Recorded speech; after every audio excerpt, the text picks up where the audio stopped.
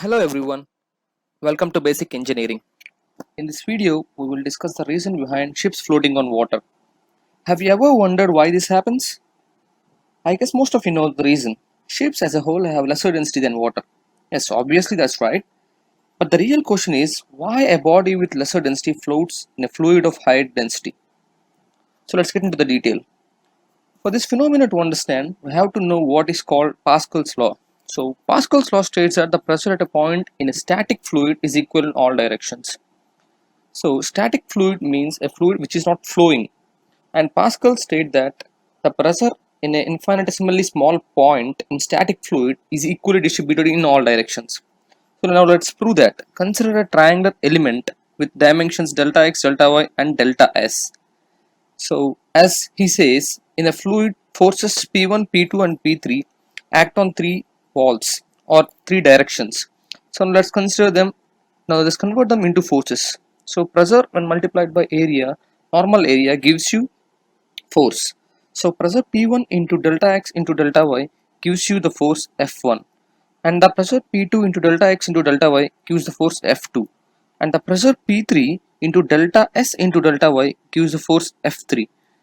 Now the F3 is acting normal to the inclined surface. If you make their components into horizontal and vertical planes, we get F3 cos theta on vertical side and F3 sin theta on horizontal side. Now equate the forces to find out the equation. So if you consider first sigma Fx is equal to 0, then P1 into delta y into delta z is equal to P3 into delta s into delta y sin theta. Now cancel delta y on both sides. P1 is equal to P3 into delta s by delta z sin theta.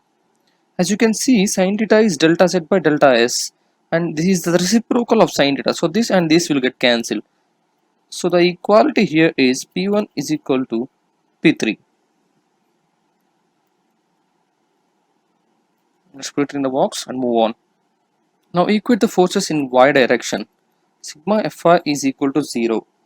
So P2 into delta x into delta y is equal to P3 into delta s delta y cos theta, plus we have already weight component W, which gives weight is equal to volume into density. So half into delta x into delta y into delta z into rho g. Rho g is specific weight or weight density. Now divide the entire equation by delta x and delta y. Delta y and delta x comes here, delta x, delta y. So now delta z is here. So P2 is equal to P3, and cos theta is reciprocal of delta s by delta x. So P2 is equal to P3 plus rho into half into delta z into g. So now actually the word g is infinitesimally small. So let's reduce that to a point. If we reduce the wedge to a point, we'll get delta z is equal to 0. So P2 is equal to P3.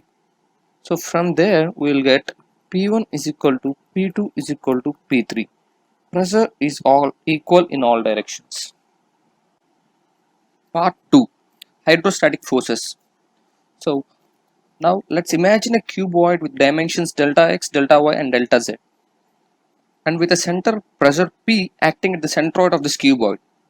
And we have to take the pressure increasing in the Cartesian form or the Cartesian directions as shown in this figure.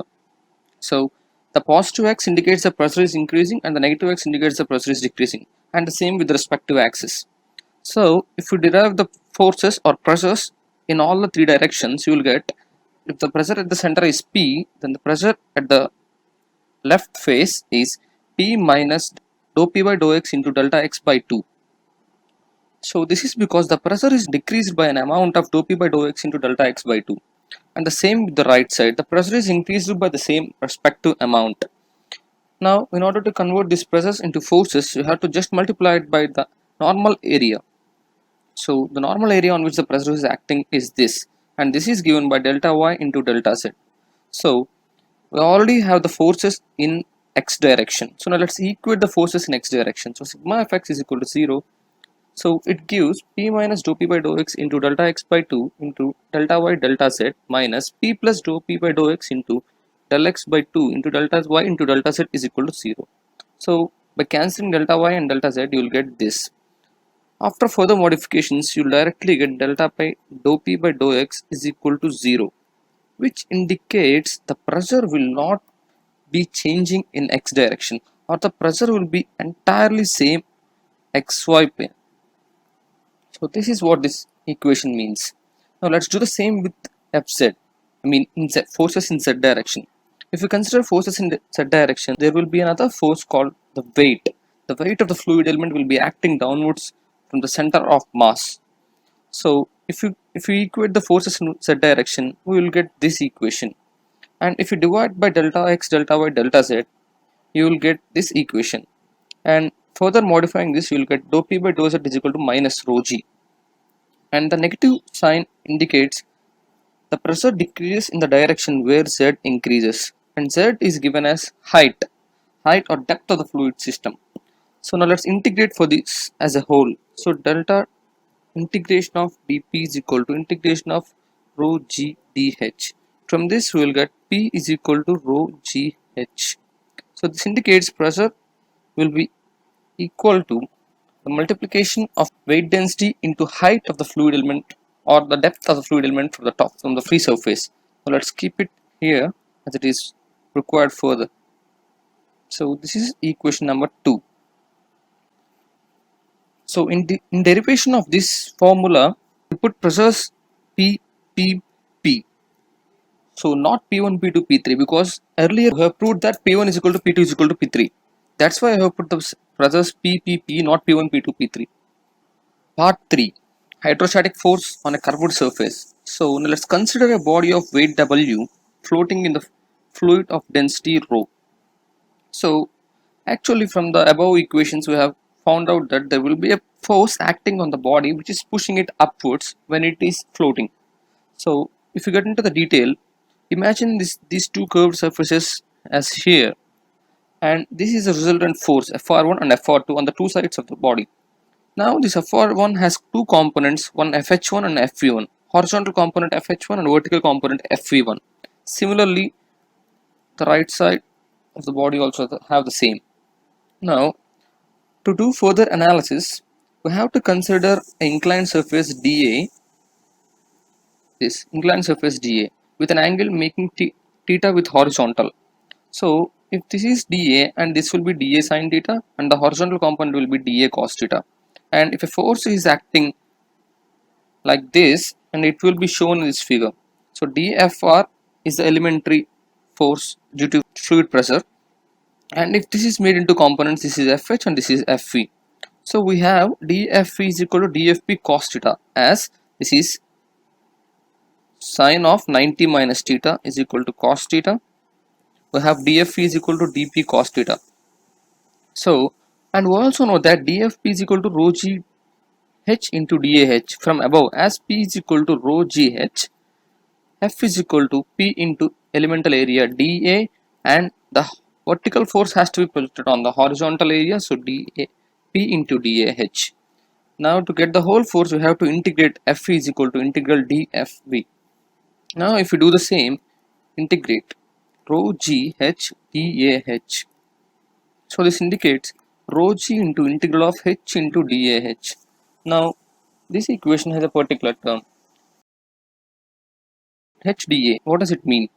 Now if you consider an elemental area dA, now let's consider this is dA, and you integrate it with respect to with h, that gives the total volume of the body, as this particular elemental area dA is moved all over the h. So it gives you the volume of the body. In this case, in this particular case, it gives the volume of the cylinder, as I have taken the dA as a disk or circle. So this can be reduced as Fe is equal to rho g into volume, that is weight. So from this equation we got total vertical force or vertical hydrostatic force acting on a floating body is equal to the weight of the fluid above the surface. weight of the fluid. This is not the weight of the solid, this is weight of the fluid above the surface and up to the free surface. From this we can define total hydrostatic force. Total hydrostatic force can be defined as a force exerted by the fluid on a surface with which it is in contact. So now the fluid is in contact with these surfaces, so there is a total hydrostatic force, and this can be resolved into FH and FV. But FH is not in our consideration, though FH1 will be equal to FH2 and it will get cancelled, but that is not none of our concern. So we just calculate Fe1 and Fe2 and we got Fe is equal to weight of the fluid till free surface. Part 4. This vertical upward force imposed by the fluid on the body is called buoyant force and is given by Fv is equal to W. And you see W is equal to rho g into volume of the fluid. So if you observe a floating bodies, volume of the body submerged is equal to volume of the fluid displaced. Simple to understand. If you consider a sphere, if it is immersed or floating with half of its volume under the free surface of the water, volume of the fluid displaced is equal to volume of the body immersed. So similarly, volume of the body is equal to volume of the fluid displaced. So now if you put that in the equation of buoyant force, Fb is equal to rho into Vs into G. So that is equal to rho of fluid into this is fluid volume. Vs is fluid displaced. So this fluid displaced can be represented or replaced by volume of the body immersed into G.